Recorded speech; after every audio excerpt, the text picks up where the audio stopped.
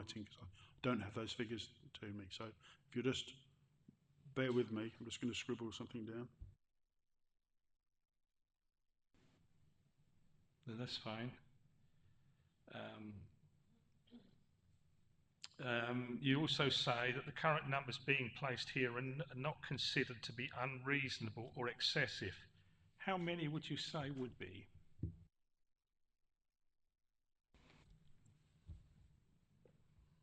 I think that's a presumption that I'd have to make, wasn't it?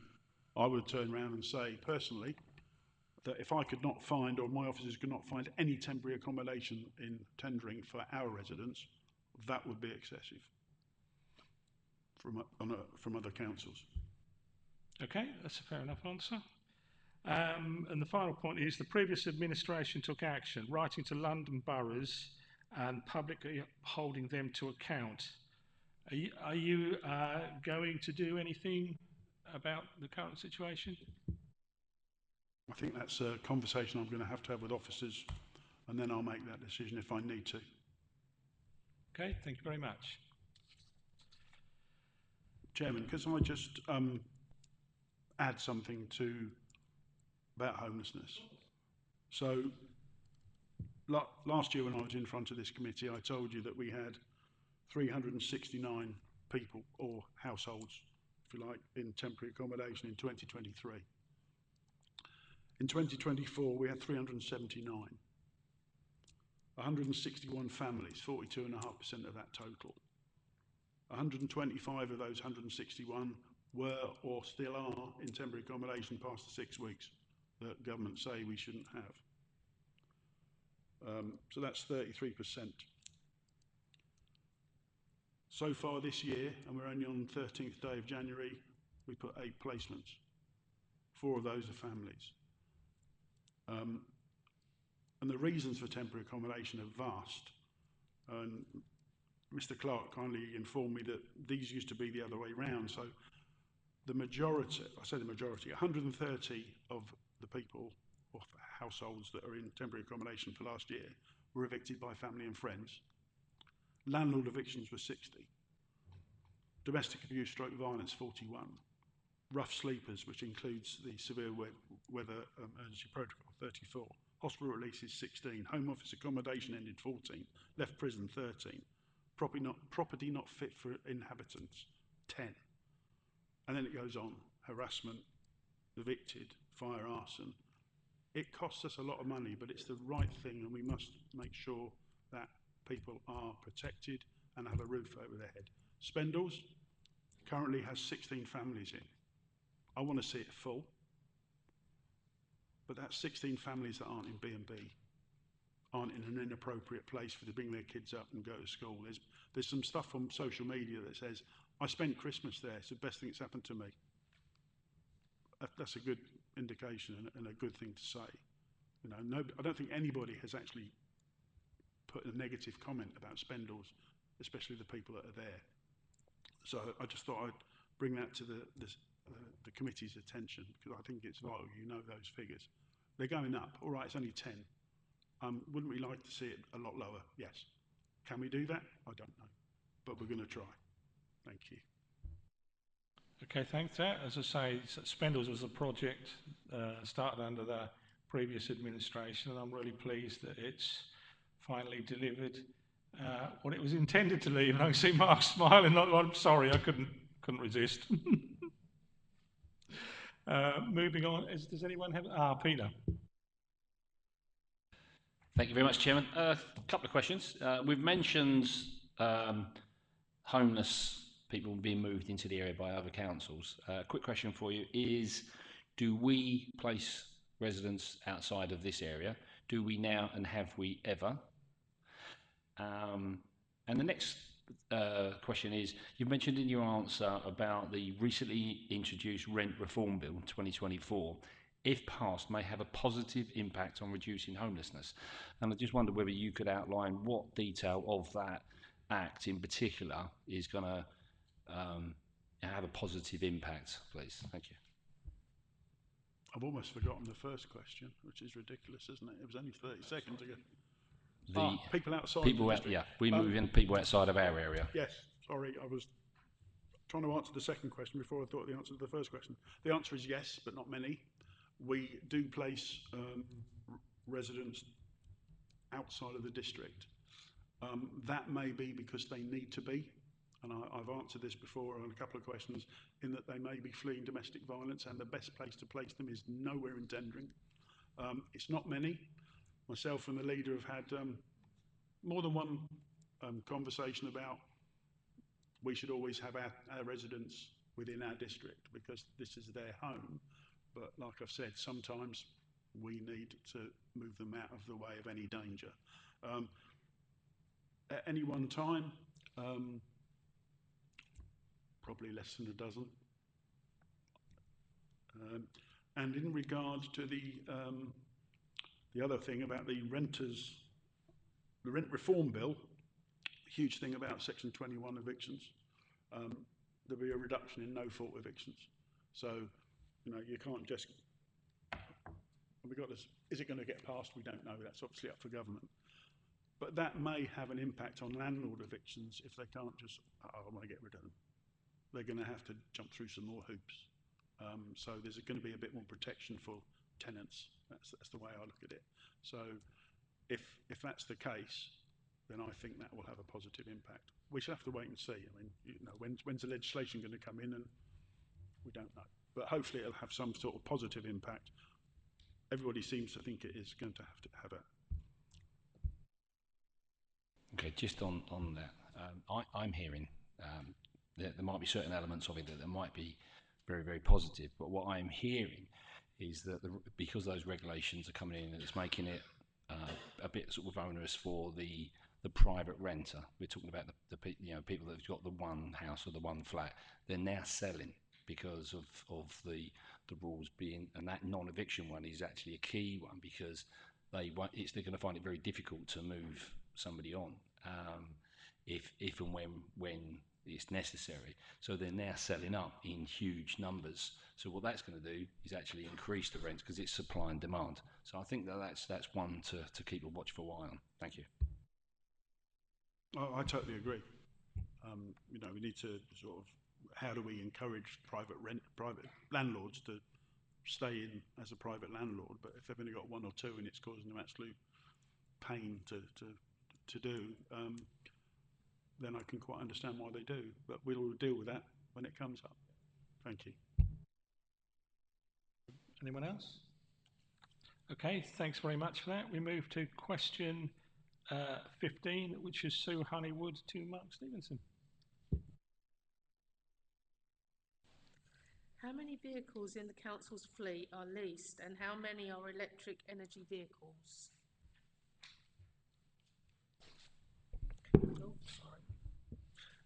Thank you, Councillor Honeywood. And the answer as written. Some key information relating to the council's vehicles was set out within the Climate Action Plan that was considered by Cabinet at its 15th November meeting, with some key highlights as follows. 4% of the council's carbon emissions come from our fleet of 61 vehicles, all of which are leased. The vehicles are required by services including open spaces, building services and beach patrol. The council has already purchased 4 electric vehicles, making 2% of our fleet electric, which exceeds national standards. Thank you. Do you have a supplement at all? Okay, thank you. Anyone else? Peter. Yeah, just on the have we looked at the costs of an electric vehicle, leasing an electric vehicle versus a conventional internal combustion engine, let's say? Is there an increased cost? Is it making a big difference? Is there a big variance in that? Or is this just a sort of token gesture at becoming sort of net zero?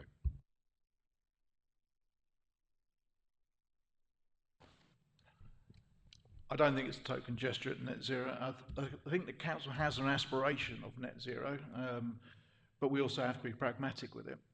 So we look at the costs of various vehicles and the leasing of those vehicles. Where it's the right vehicle for a right thing, electric works for us, and we'll go down the electric vehicle route. But some vehicles require more power that electric vehicles can't do because they either aren't sustainable for long periods of time, or they don't have the power output for long periods of time. And so in those instances, the council's got no other choice but to resort to more organic methods such as oil and diesel. The question there is, have we done a cost comparison? Because this is going to be a topic that's going to increase and become more and more important as we go forward, particularly as we get to 2030. Is have we done a cost comparison overall as to the cost, not just in potential sort of fuel savings, but also maintenance savings on the vehicles as well, so that we can judge apples with apples, like. And I understand some of the big garden vehicles that we've got there, outdoor spaces, there's not a suitable electric vehicle at this moment in time. So many will probably still have to be diesel. But it's just so that we know and we can judge for ourselves, what those costs are, because obviously we need to offer best value to our residents. Okay, I understand now. Cost comparison. So we've got an excellent transport manager who does all of that work for us. So that is straying into the operational side of the business. Now, where it has been necessary for an executive sign-off, they make a report and a business case for that. At that point, we would make a decision, and generally, I don't think I've ever gone against an officer when it comes to electric vehicles. They have made the case well that electric vehicle serves better than an organic vehicle. So yes, we are doing the comparison, but once again, that's an operational thing done by our transport manager, and he's very good at it. Thank you.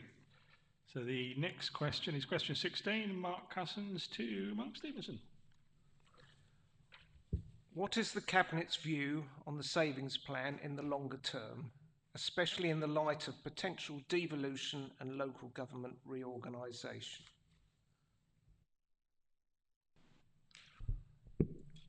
Now, I could have written a half-hour answer to this, but I'll go with the one that's written. The potential future of local government, as set out in the government's recent white paper, will undoubtedly have an impact on the council's plans and priorities. This will need to remain under ongoing review alongside the development of the government's associated plans and arrangements. As highlighted earlier, identifying savings and lowering costs will always be activities that need to be undertaken by local authorities as part of its best value duties and financial planning processes.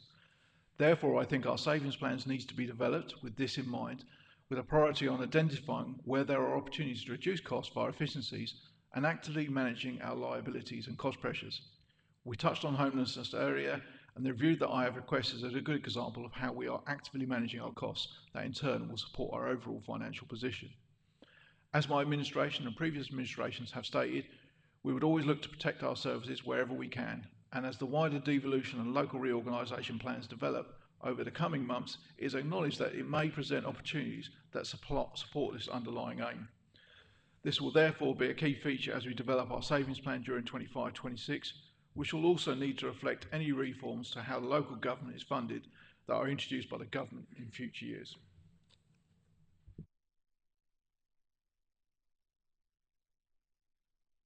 Anyone supplementary? I was just going to say, are there any threats from making savings in the case of a hostile takeover? I think you're going to have to elaborate on a hostile takeover, if you don't mind. Well, I was just thinking, local government reviews may be that we've done a fairly good job as a council in managing our funds, etc., and making savings and doing the things we should have done. If we're forced into a situation where we're put with other councils that may not have been as good at managing their resources, is there a threat from, what's happening? Because we're mentioning there's opportunities here, but are there any threats?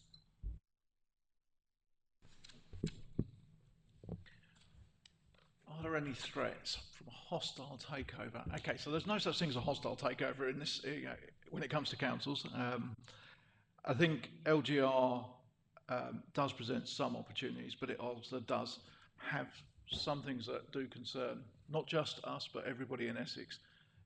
There are various bits and pieces that are still yet to be done. It's such early days, you can't predict what they are. Thurrock has a £1.5 billion debt. Nobody's answered that question, that sort of thing. So when we talk about are there any threats, I think this is something that's, if it goes ahead, we either work with it or it gets done to us. So managing those threats going forward is going to be part of the parcel, yeah, but it's also managing the opportunities. So for us, looking at it, we're looking at just the efficiencies and everything else, and we're looking to see, we don't even know who we're going to be partnered with. It could be 2, maybe 3 other authorities. So not understanding who we're even going to be partnered with doesn't allow us to even assess what possible threats that we may have. For instance, if we were to go Braintree, Colchester tendering, as an example, our housing stock, we have an in-house housing stock, Colchester has an out housing stock, and Braintree has none. So, you know, that's just one element of what we could be looking at. So when it comes to reserves and finances, obviously we'll be prudent, we'll be looking after tendering residents when it comes to it.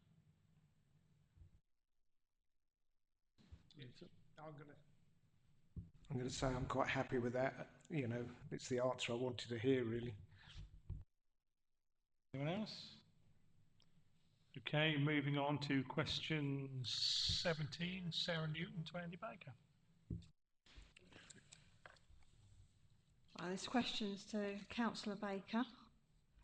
Some of this you may have answered already. So, has Cabinet considered or will it consider selling off its housing stock, either in total or just the worst money pits? Thank you. At the present time, there have been no conversations around selling off this council's housing stock, and it's not something I intend to start looking at doing. I'm not sure what is meant by the term worst money pits, and have therefore interpreted it as meaning those properties within the council's housing stock which are becoming either costly to maintain or repair using a disproportionate amount of resources. As I stated last year in answer to a very similar question, the disposal of any dwelling requires careful evaluation. There are a number of properties within the current housing stock that take a disproportionate amount of resource to maintain, repair, and therefore it is considered that it is better for those to be disposed of in order that resources can be focused on the remaining stock.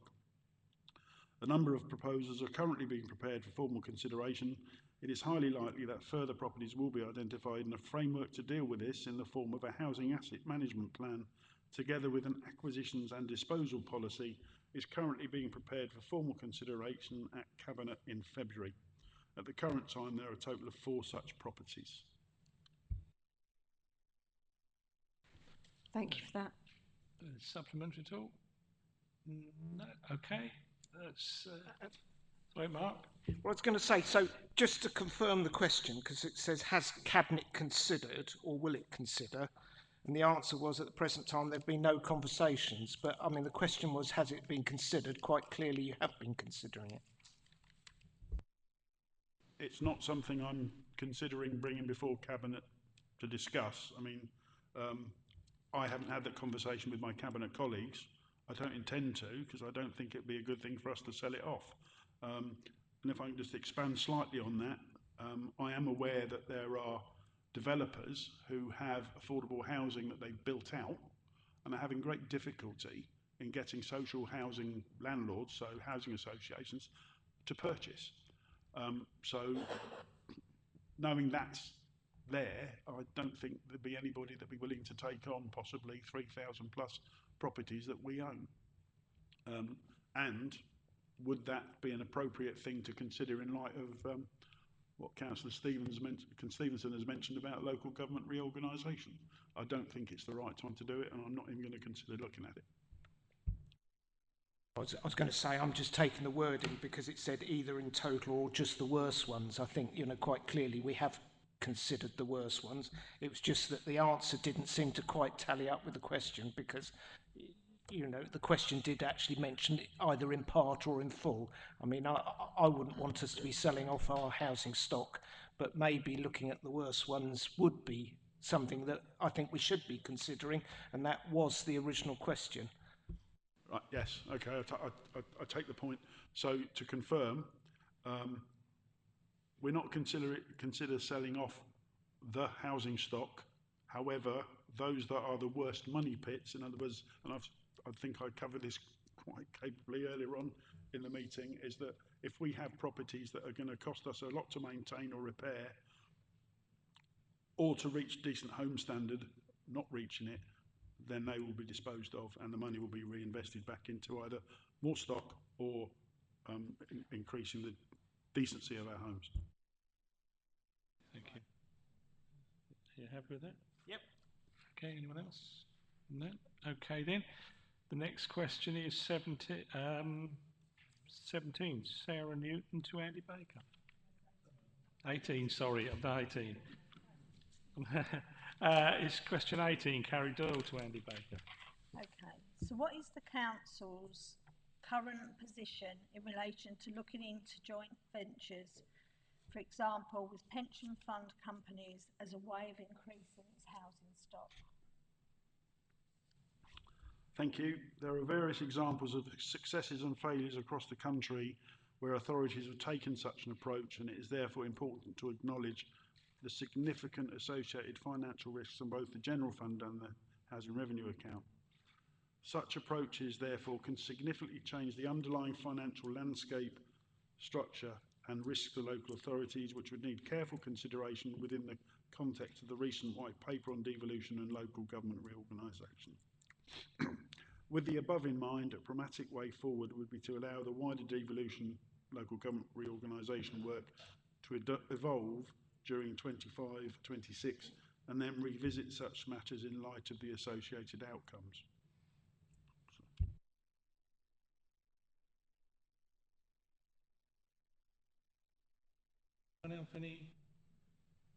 So, Carl, I was just fishing for a name has gone completely out of my head, and I was just asking the officer if he could remember, and it's gone out of his head as well.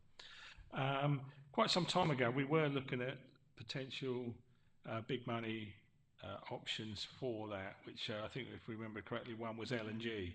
So those are all off the table now. The short answer is yes. I think my That's main. enough. I'm just thinking of the time. Yeah, yes, I'm happy. Yes, they're off the table. However, let's see what happens in a year's time, and then the question can be asked again, possibly.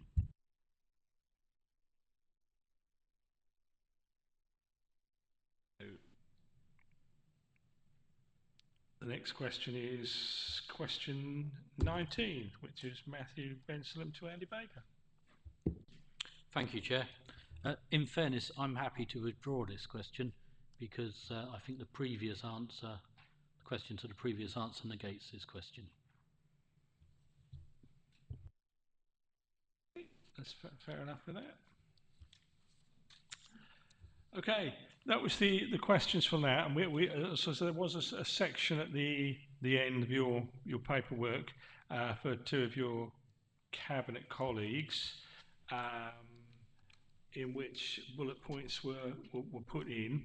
That was obviously for Gina Placey and Adrian Smith. So, and I think there were 4 bullet points under that. I've only looked at one, but I'm sure cabinet colleagues may have questions on the other.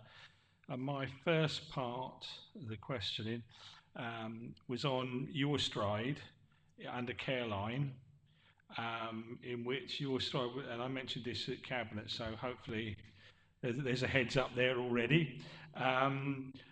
It was reported that your stride customers were in excess of 9,400. The estimated calls being made from those customers was 1 every 15 seconds, and around 83% of calls handled by Careline were from those customers. My question is, what is the financial impact of this contract being terminated?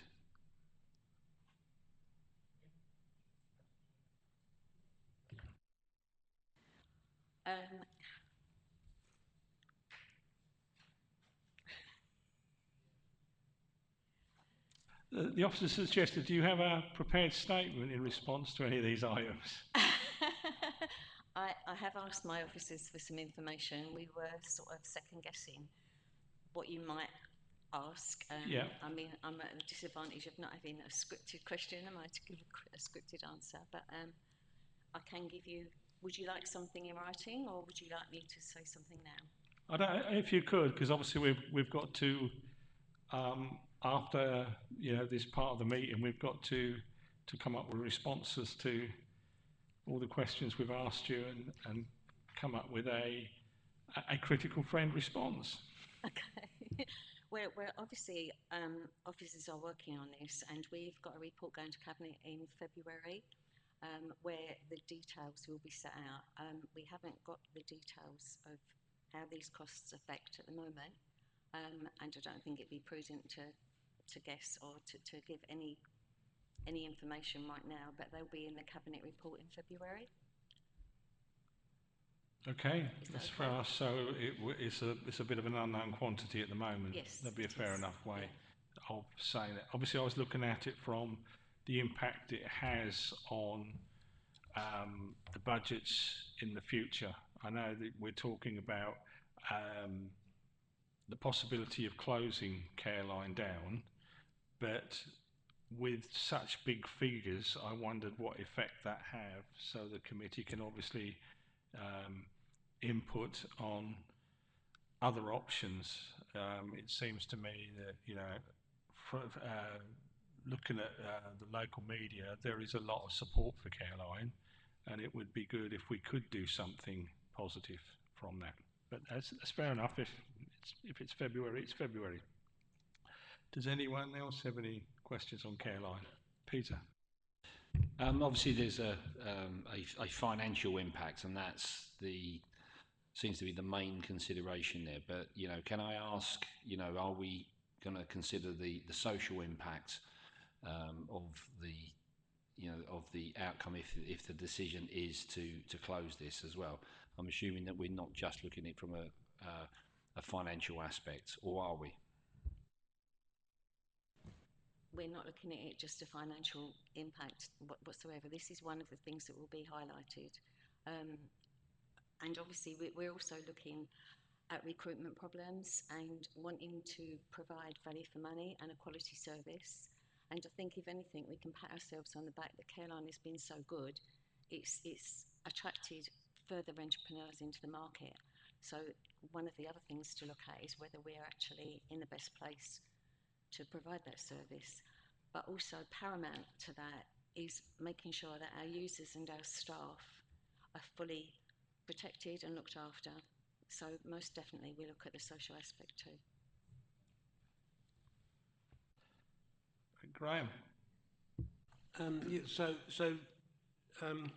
The extra customers we took on then with the third party, the extra customers we took on for Careline. So obviously we had our own operation, didn't we, on Careline, and then we took on, what was it, 9,000 more?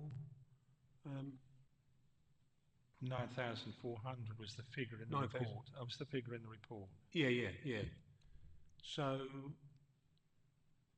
I'm not quite seeing where we're going to go with it, because if it's been successful, but all the debt was on the 9,400, was it? Or maintaining the 9,400. I might have to come back to you with the detail of that, because that was an extra contracted service. Yeah, that's right. Yeah. Yeah. So if you take that 9,000 out of the equation, then would it be successful? Would it be more successful? That's one of the things that officers are looking at the moment, to see how, now that contract has been cancelled, how that is going to affect the service. And also, is there wriggle room then? So if we're going to get rid of that 9,000, is there a bit of wriggle room to improve the facility, just as Careline? Because as Peter has said, you know, it's got a real good reputation amongst our residents. That Graham, is something that we'll be looking at, and officers are working on the details and all the options for the report to go to Cabinet, and Cabinet to consider it in February. Okay. I'm sure I haven't got all the detail. I have Mark, and I think, did you want to speak, Gary? Or did I just missed that? Well, if you're inviting me, Chairman, to just pass comment, the February Cabinet report, the intention for that is that for the 5 options that have been considered in the previous reports, we would revisit the financial assumptions around those, and that would be reported as part of that report, and that will provide an indication of the projected financial performance resulting in part from the termination of that contract with the 9,500 external customers of that. So, as Councillor Place has correctly said, I think you need to await the content of that report, which will provide that updated financial analysis. Did you want to comment at all, Mark? Only that I wish you'd let me go before Gary Guyver, because he's now given you my answer. So, thank you very much, Chairman. Okay, thanks very much. So obviously we'll look forward to that report, because it may be just me, but I just get a feeling that that particular contract has had a major bearing on Careline and its finances. So I, for one, am hoping for a positive outcome on that. I don't know if anyone else has anything to add. Okay. The next thing on the list was the crime and disorder reduction strategy, which is coming forward. That was mentioned at our pre-meeting, so it's on the list. Does anyone have any questions? Peter? Thank you very much. I'm not sure who I'm aiming this question at, but from the other report there, or the report we saw at the last meeting, excuse me, there was I believe a cost of £25,000 for a PCSO at Harwich, and the question is, why does Harwich get that? Why does TDC, when we're looking at costs, pay for that?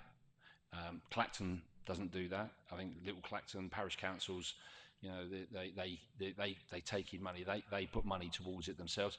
Harwich has a town council where they can also do that. So why is it the responsibility of TDC to do that, please?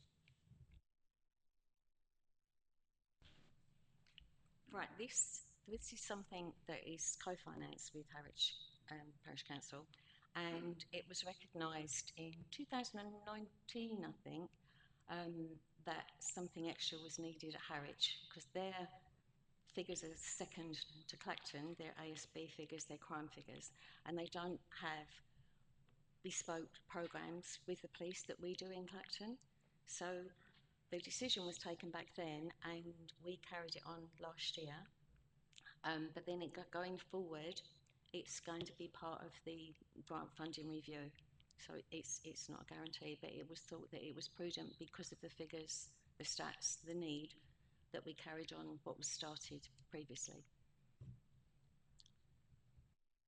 So we're basing the decision to carry on that on figures from 2019. We're now in 2025. We are looking at every budget. All I would recommend is that the Cabinet review that. Harwich does have a facility and a means to raise those funds, and can, if it's that important, which I'm not saying that it's not, is that they could, proportion some of their money towards that, at a time when we've all got a pull in our belt, and TDC are doing that as well. Does it offer? We're all talking about good value. Does that give the rest of the district good value when we're highlighting a certain area? These are all questions that may be asked, and hopefully all I'm asking is will the Cabinet re-look at that? Obviously it will come as a recommendation. I'm hoping the Chair's listening and is picking this up. But it's a question. It's a question, and I think there is an answer. Harwich can fund it themselves. Can you look at it again, please? Thank you. I think it's been reviewed annually, and it would be reviewed against current figures as well. So, yeah, I take your point, and it will be looked at again if it's proposed. So just one more. Maybe those figures could be shared with this committee then, if the recommendation is to continue that, please.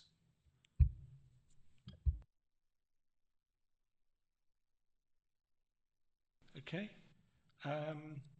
One thing I'll say before I go to Mark, I remember raising this in Cabinet, and I'm sure Mark will remember as well. That's Mark Stevenson, not Mark Cousins. And I raised the fact that it was then, and I highlighted the fact, I can't remember, but it was either the monitoring officer or finance highlighted the fact that this was ongoing when it was renewed for another year. I think I wouldn't say they said concerns, but they highlighted the fact that this was still continuing. So I think that's something that I recall. Now, I think Mark's got a point on it now. Wants to. Right.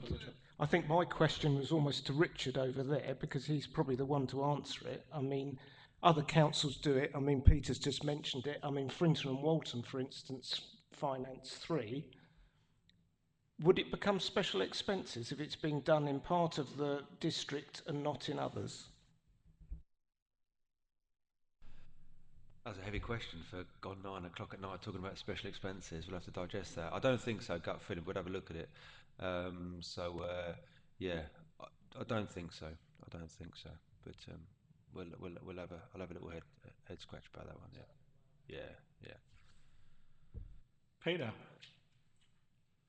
Just quickly coming back on the figures then. If the figures are revised, I mean, because the conversations that I have with the police say that Clacton and those surrounding areas are very much the sort of the number one area in terms of crime.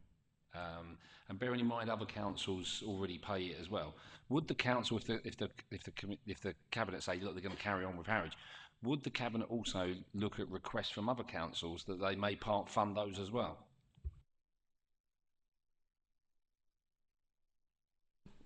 The cabinet report, when this was approved, the second part of the recommendation was that the continuation of this arrangement post 31st of March 25 will be considered as part of the future funding review of external posts, and the options available during 24-25 will be presented to cabinet.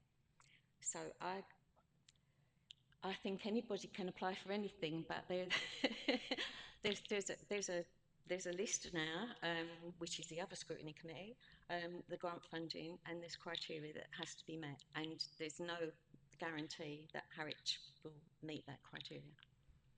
So just to clarify what you've said there, you've said that anybody can apply, other councils can apply to have their PCSOs co-funded or part-funded as well, and should they meet the criteria, then you would happily look at paying for those police officers as well.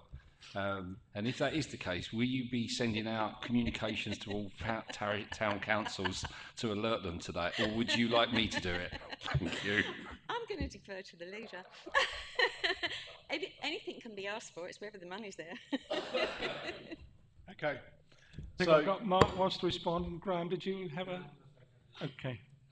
Okay, Mark? so this was a cabinet report from the previous administration, and I didn't disagree with it when it came in 2019.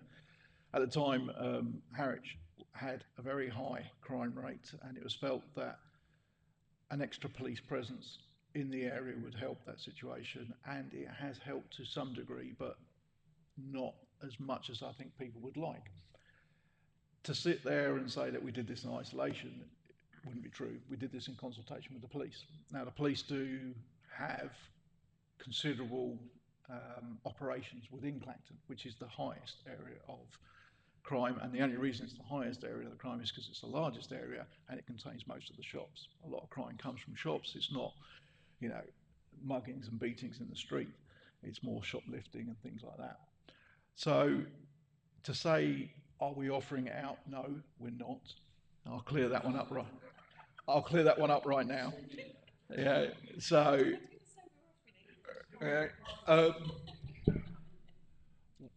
what does happen is that in recognition of the high crime rate in Harwich, at the time, the previous administration thought it was a good idea to have a PCSO presence in their area. That was part funded by us and co-funded by the Harwich Town Council. Other councils obviously have their own PCSOs and they fund them themselves. That's their things, but they don't have the crime rates that we don't. Maybe it's because they have their own PCSOs. I wouldn't like to comment on that.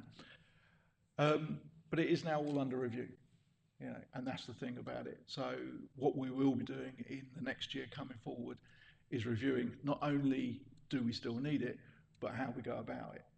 So that's part and parcel of that review, because the government brought in new rules about how we do those sort of things.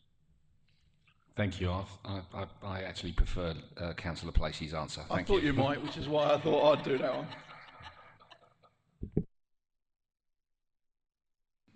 Okay, do we have anything else under crime disorder strategy? No, okay.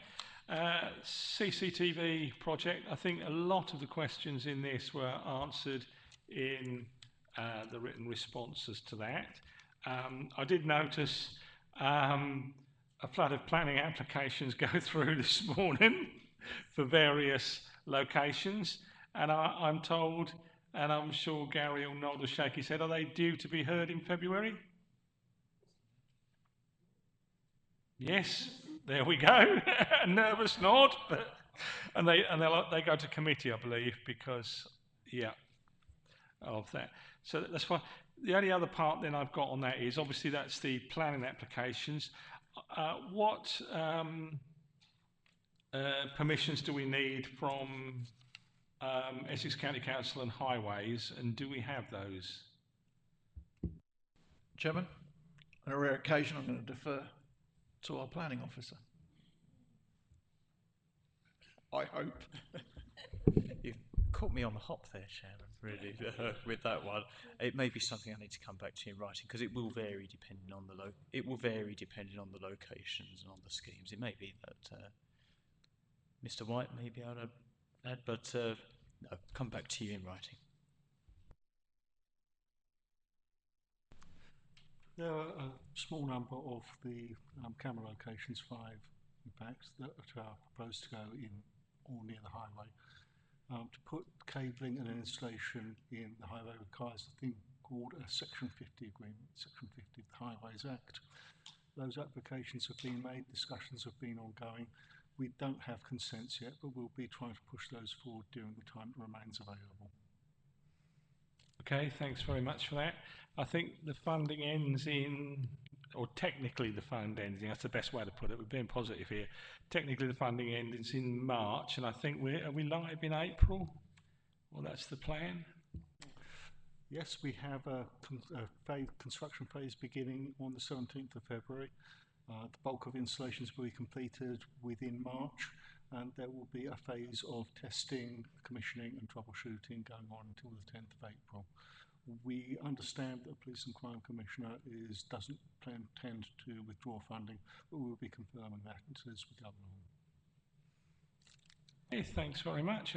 So as I better declare an interest, many of those cameras are in my ward, that's why I'm quite keen for them to be up and running. Does anyone else have any questions on the CCTV project?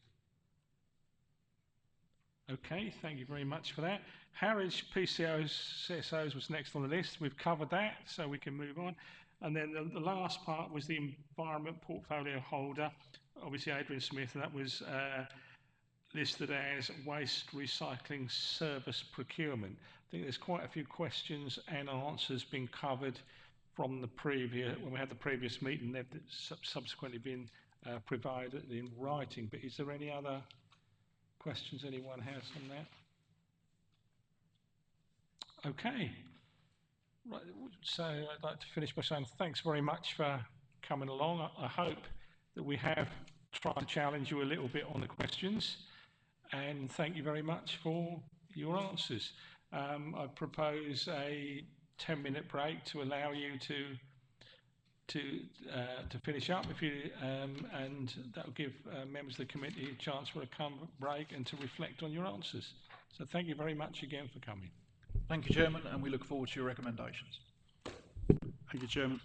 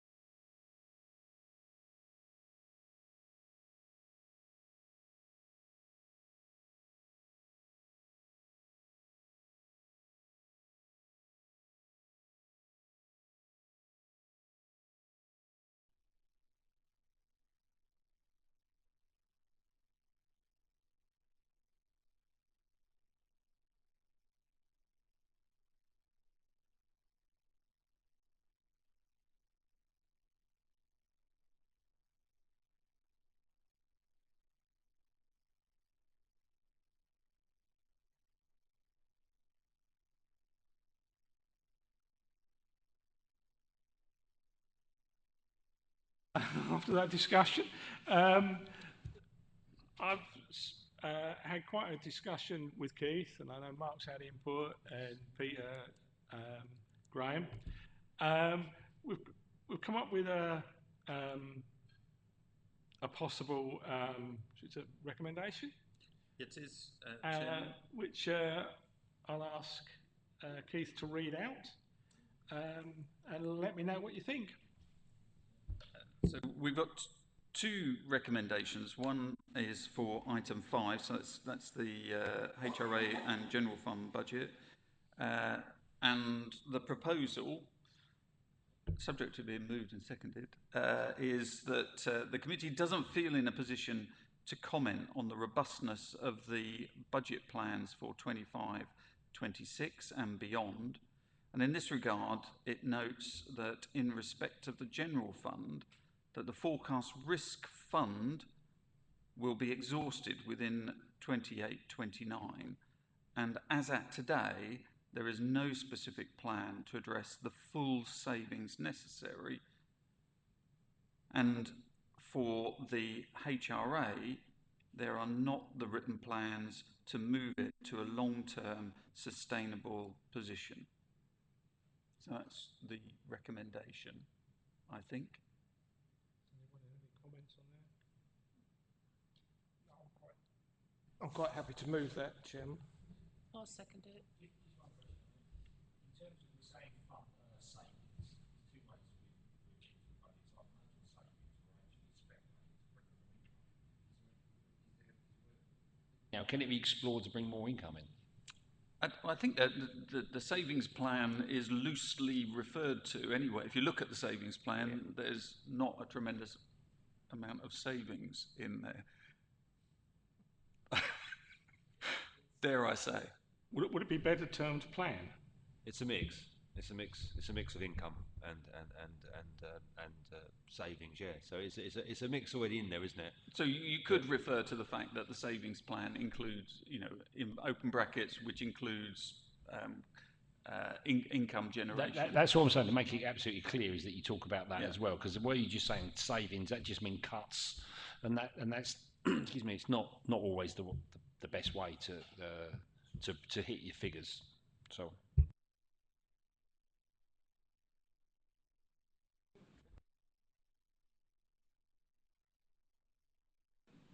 In there that also includes.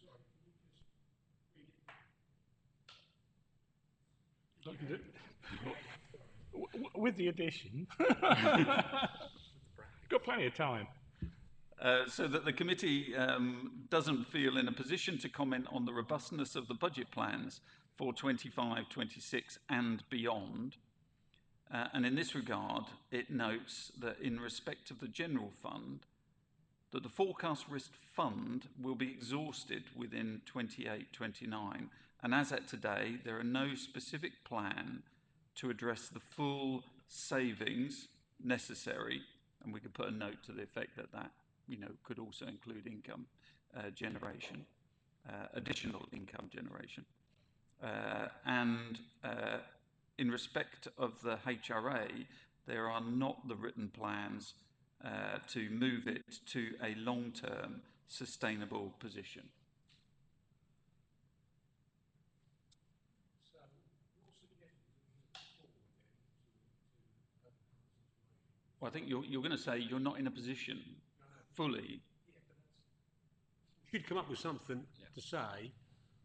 We look forward to.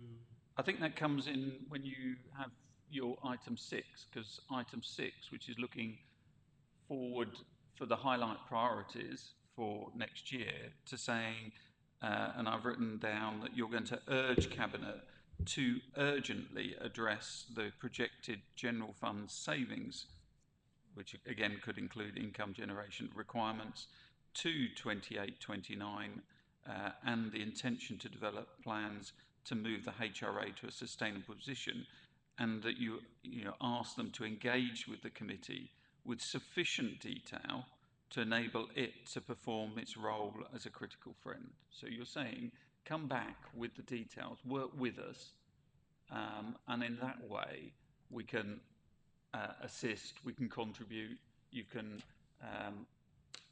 identify, and question and be that critical friend.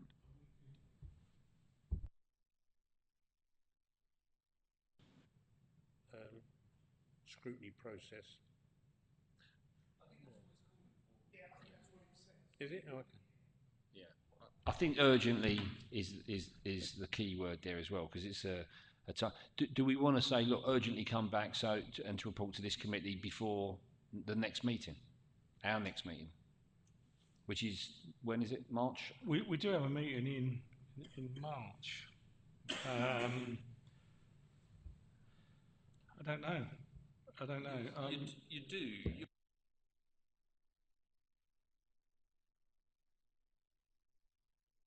That were being talked about. There's an element to which you might want to just digest those yourselves without necessarily calling portfolio holders back.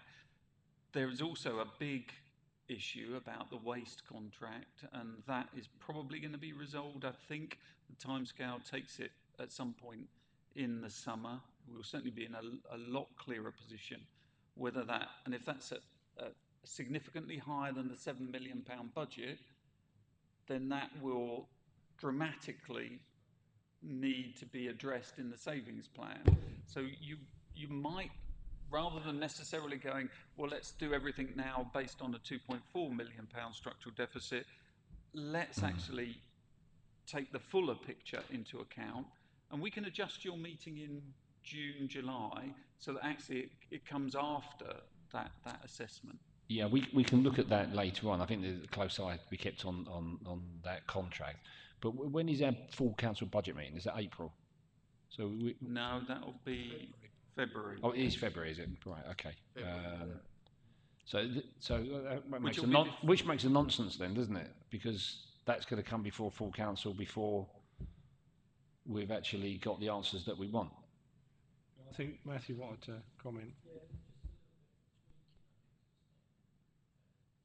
And just a line at the end to say, although the committee note that the Cabinet are actively working on these areas, something like that. I think, sorry? Because that's what we've heard.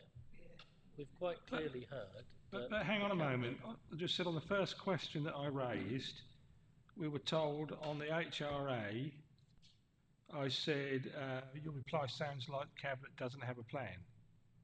The response I got was, there's no written down plan. How can we possibly scrutinise what is in effect a verbal contract? Actively working on this. They may not have completed it, but they are actively working on it. And I think the statement would be more balanced if it had a line like that at the end. And also, they're reviewing the projects on Friday. They're reviewing the projects, the list of projects on Friday, aren't they? They've got informal. Is that what you said? But he also said that he wasn't going to give us any of those until they've worked it up. There will be work informally and continuing. You know, the news around potential local government reorganisation is out there, and I think what I took from the leader's comment was that some key things will just be looked at through the lens of local government reorganisation. I didn't feel that there were going to be any active decisions coming out of the meeting on Friday, but it will probably just start the process of going, well, where do we want to put our priority, what do we want to focus on, and is that the right thing, and is that time frame going to potentially take us beyond local government reorganisation, and therefore what do we want? So I think it was just applying a potential local government reorganisation lens to what's happening in front of us. You're going to see, they're going to come out with this piece of work, they're going to see it through a lens. When are we going to see that? When is it going to come to this committee? To be honest, Graham, I think it's an ongoing process. I don't think there's going to be anybody going, right, because we just yet don't know firstly, what the government's position will be on the application to go into the devolution priority programme. We don't know what the initial proposals for local government reform that will be submitted will be, because that's not yet here. And we don't yet know what the detailed proposals for local government reform or reorganisation in Essex will be, because that would come in the autumn somewhere.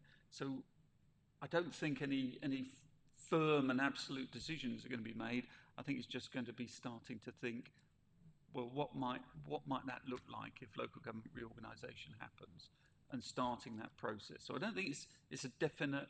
If you're looking for something very firm and definite coming out of the meeting that the leader was referencing on Friday, I don't think it's going to happen. But that's my personal view.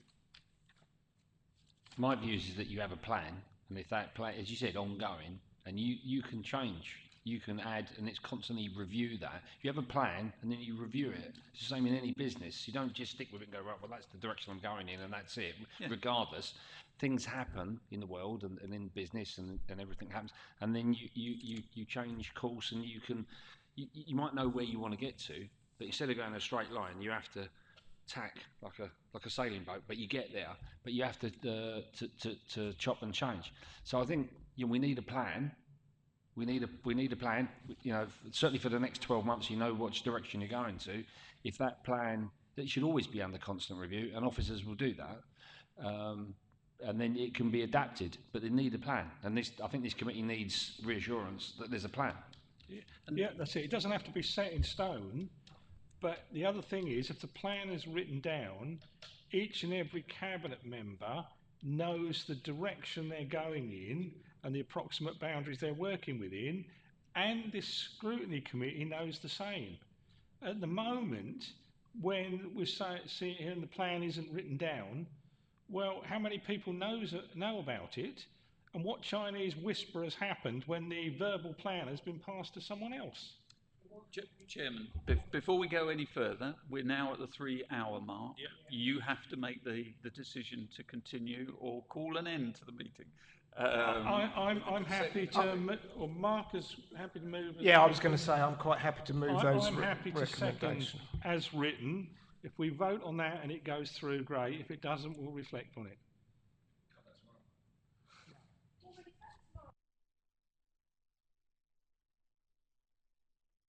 Yeah. Sorry, that's fair enough. Notes from their meeting on Friday, be it formal or informal. We're talking about the plans. We can then put their projects against the answers we've had tonight. But you're not going to get those, because he's already said you won't get them. Yeah, but they are going to make a list, aren't they? They are going to make a list. I think you're. Oops, what have I done?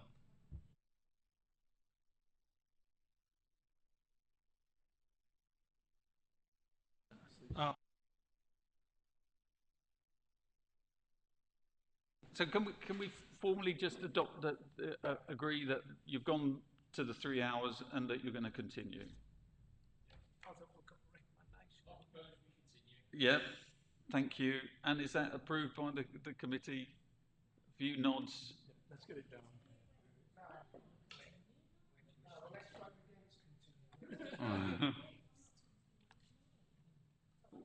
Well, we've got the motion on the table. If we could vote on that, and if it falls, we can.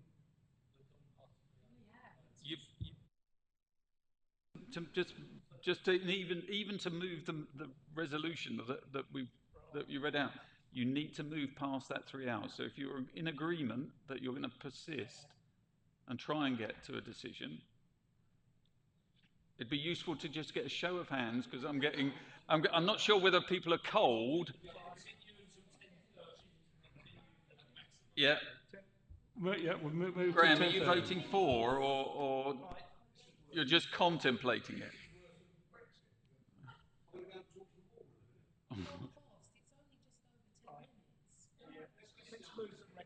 Yes. I've got a majority of members of the committee voting for continuation.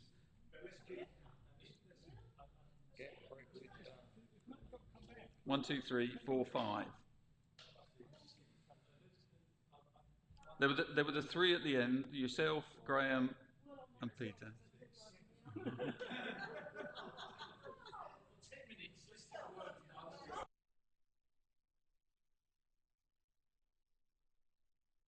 I think the chairman has moved the motion. I think he has. Vice Chairman's moved. Well, yeah, okay. Seconded by Councillor Susan Honeywood. And it's therefore on the table. Right, No.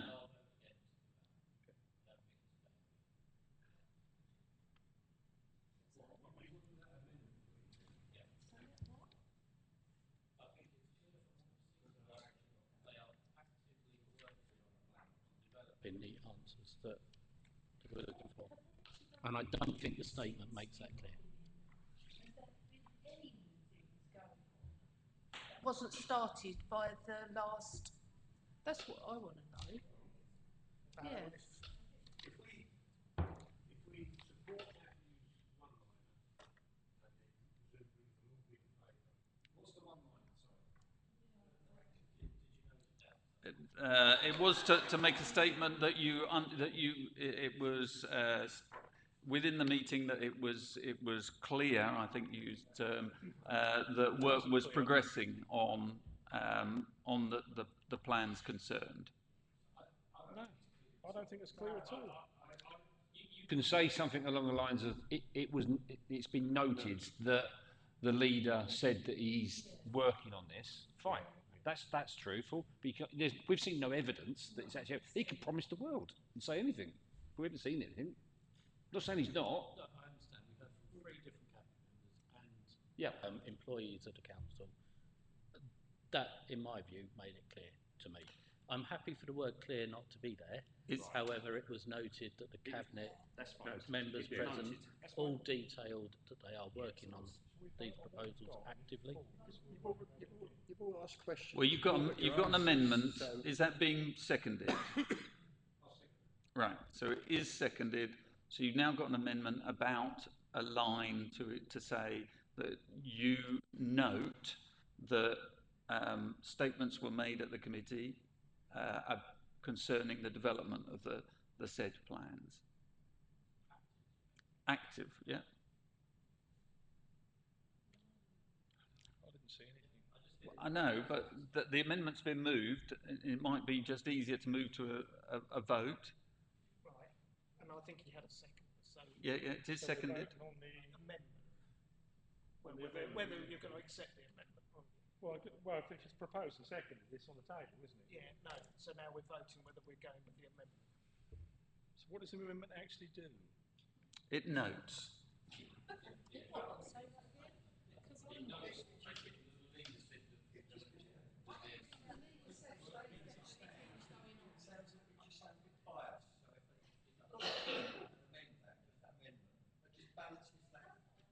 Out. Yeah, it sure it does. And this was not just a leader. 3 cabinet members and supported by employees of the council. I can't remember who they were and what their positions were. Are you going to accept it, or are you going to force it? Right, so if I accept it. Yeah. Right, I move the motion. I'm going as an amendment, so we're going to stick that on the end of it. So,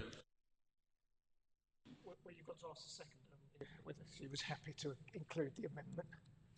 Sorry, I was asleep. Yes, okay. there you go.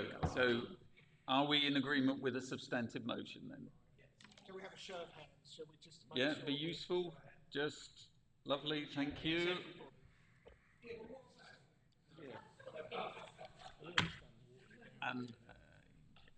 And I took that. So is that both statements, including the one for item 6, which was the urge? Moved on block. Yeah, urgently. Yeah, you're happy with that? So that's your recommendation on item 6. Okay. Okay, thank you very much for that. I think it has been quite a constructive meeting, and we have given it a good airing, and it's been a useful debate, and people are putting forward their views. Thank you for that, and we've finally come to a motion. And now I think the only thing left is the date of next meeting, the next scheduled meeting of the Resources and Services Overview Scrutiny Committee is to be held in the Town Hall on 11th of March 2025 at 7:30. So thank you all for coming, and safe journey home. There will be some tasks I'm finishing.